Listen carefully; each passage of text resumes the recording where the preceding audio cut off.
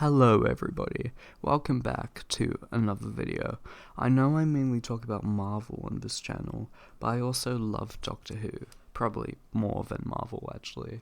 And recently the 60th anniversary celebration episodes have released, starting with November 25th, The Star Beast finally released. So there was a 13-month gap between The Power of the Doctor and The Star Beast.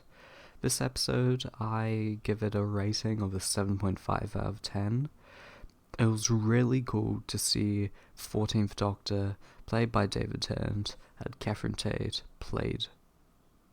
and Donna Noble, played by Catherine Tate. That was great. They are definitely the best parts of these specials. And it was also cool to see Donna's mum, Sylvia, and Donna's husband all returning.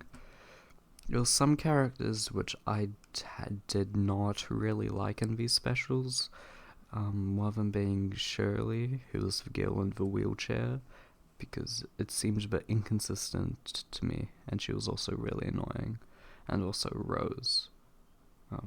She was annoying. I have no problem with her being LGBTQ, but Doctor Who is just about a man travelling in time and space, so that is really all it needs to be, but I'm fine with that.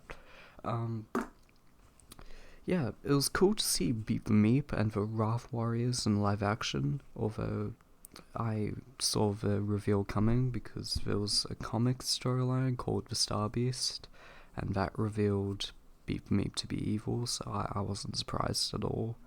But my brother and mum were, so that's good. And overall, it was a good introduction to the new Noble family, and yeah, it was just cool to see all the characters again. But there were obviously some major flaws with the episode, giving it a 7.5 out of 10.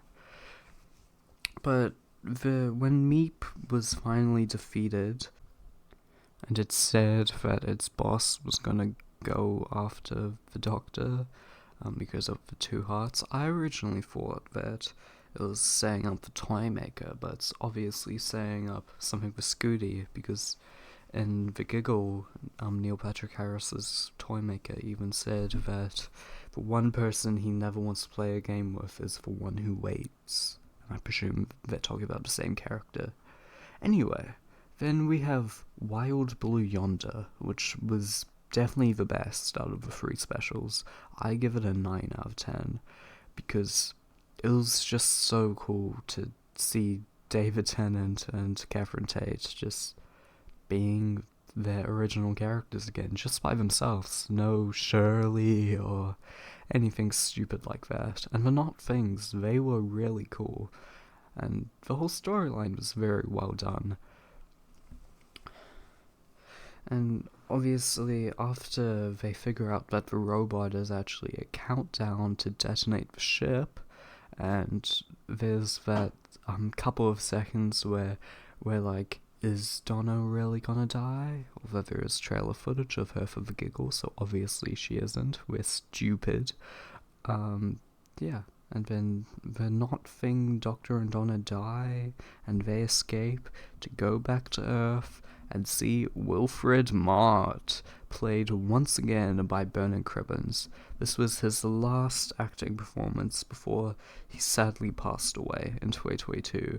Unfortunately, because of that, he was too sick to come back and film for The Giggle, so for that, he needed a double to do it.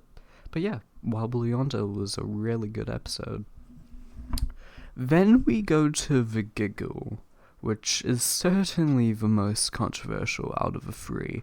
I give it an 8 out of 10 personally, but my brother, for example, gives this 4 out of 10.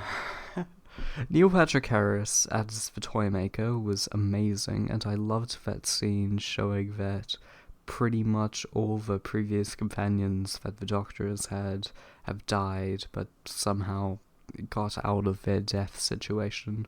Although I wish they mentioned Rory and River Song, although she did get a name mentioned a bit later.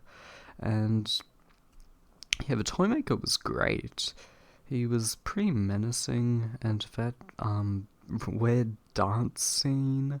I usually hate musical scenes, but that was actually fine because it showed that the Toymaker is a big threat, turning those two people into balloons, and then they were screaming, and the Doctor didn't even try to save them. He's just like, yeah, they're dead. Also, Kate Stewart returned, who is one of my favourite characters in the show.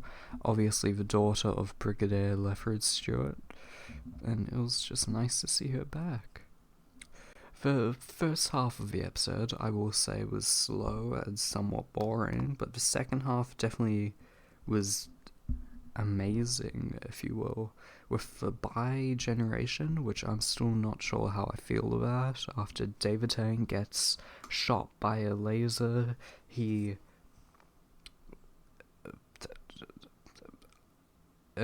what's the word? Scooty Gatwa as the 15th Doctor just comes out of him. Which, it's cool that they give David Tennant and Catherine Tate the opportunity to return again by the end of the episode, and I just didn't really like how the big final battle of the 60th was just a game of catch. I think that was a bit underwhelming. But Scooty seemed pretty good as the Doctor, having a lot of charisma and stuff, although he wasn't wearing any pants. Hopefully he wears pants in the Church on Ruby Road, which is gotta be the Christmas special for this year. But the giggle was pretty good. Yeah. And it ends with the Toymaker even saying that his allegiances are coming for the Doctor. So yeah. And also, I'm saying also a lot because I keep forgetting really important things, because I don't have a script for this or anything. But the seventh Doctor companion, Melanie Bush, comes back, and she was really good in here, although just being off to the side in the background a lot. She's been confirmed to be returning for the 15th Doctor in season 14, I believe, or season 1 if you will, but I'm still gonna call it season 14. And the Doctor, who's now retired, which is kinda cool, having David Tennant as the Doctor finally get to relax and live with his best friend, Donna Noble. So it has a good, happy ending for the Noble family, which is definitely much less emotional than the end of Journey's End when Donna's memories are wiped.